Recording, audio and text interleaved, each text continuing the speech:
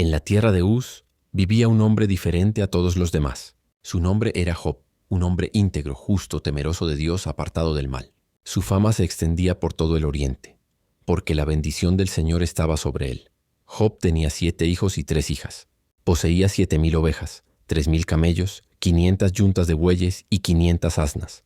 Multitud de siervos le servían, y era considerado el más grande entre todos los hombres del oriente.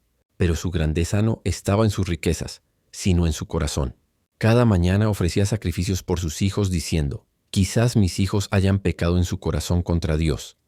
Así, Job no solo cuidaba de su casa, sino que intercedía por ella. Pero en los cielos ocurrió algo que Job jamás imaginó. Un día los ángeles se presentaron ante el Señor y con ellos apareció Satanás. Dios preguntó: ¿de dónde vienes? Satanás respondió: de recorrer la tierra y andar por ella. Entonces Dios declaró: ¿has considerado a mi siervo Job? No hay otro como él en toda la tierra.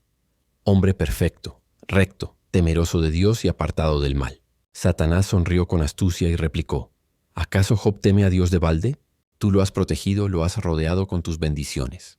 Pero quítale todo lo que tiene, y verás si no te maldice en tu propia cara. Dios permitió la prueba, pero puso un límite. Todo lo que posee está en tus manos, pero a él no lo toques. Ese mismo día, la vida de Job cambió para siempre. Un mensajero llegó corriendo, jadeando: Señor, los sabeos atacaron y robaron los bueyes y las asnas y mataron a los siervos. Solo yo escapé. Mientras aún hablaba, otro llegó. Fuego de Dios cayó del cielo. Consumió las ovejas y a los pastores. Y aún no terminaba, cuando un tercero irrumpió. Los caldeos se lanzaron sobre los camellos, los tomaron y mataron a tus siervos. Y antes de que Job pudiera reaccionar, un cuarto mensajero llegó con la noticia más dolorosa. Tus hijos estaban en la casa del mayor, cuando un viento recio azotó la casa, y todos murieron. En un solo día, Job perdió sus riquezas, sus siervos y a todos sus hijos. Job se levantó, rasgó su manto, rapó su cabeza, y cayó en tierra adorando, diciendo: desnudo salí del vientre de mi madre, y desnudo volveré allá. Jehová dio, Jehová quitó. Sea el nombre de Jehová bendito. Job había perdido todo, pero su fe permanecía intacta. Satanás, frustrado, pidió una segunda oportunidad. Toca su cuerpo y verás cómo te maldice en tu cara. Y Dios le respondió: Él está en tus manos, pero guarda su vida.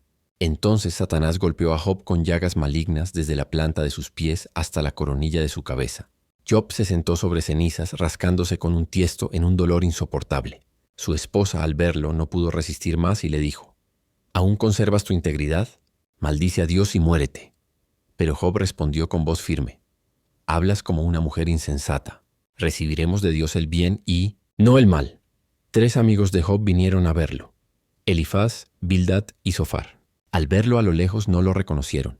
Se rasgaron sus mantos, lloraron a gran voz y se sentaron junto a él en silencio por 7 días y 7 noches. Ninguno se atrevió a hablar porque veían que su dolor era grande. Pasados los días empezaron a hablar, pero sus palabras no fueron de consuelo sino de acusación. Job, algo has hecho. Nadie sufre así sin razón. Job, en su dolor, clamaba a Dios. Preguntaba por qué había nacido, por qué la calamidad había caído sobre él. Y aunque se quejaba y derramaba su corazón, nunca maldijo a su Creador. Finalmente, Dios habló desde un torbellino. ¿Dónde estabas tú cuando yo fundaba la tierra? ¿Quién puso sus medidas, si lo sabes? ¿Quién encerró con puertas el mar cuando se derramaba saliéndose de su seno? Job comprendió que los caminos de Dios son más altos que los del hombre, y dijo: yo hablaba lo que no entendía, cosas demasiado maravillosas para mí.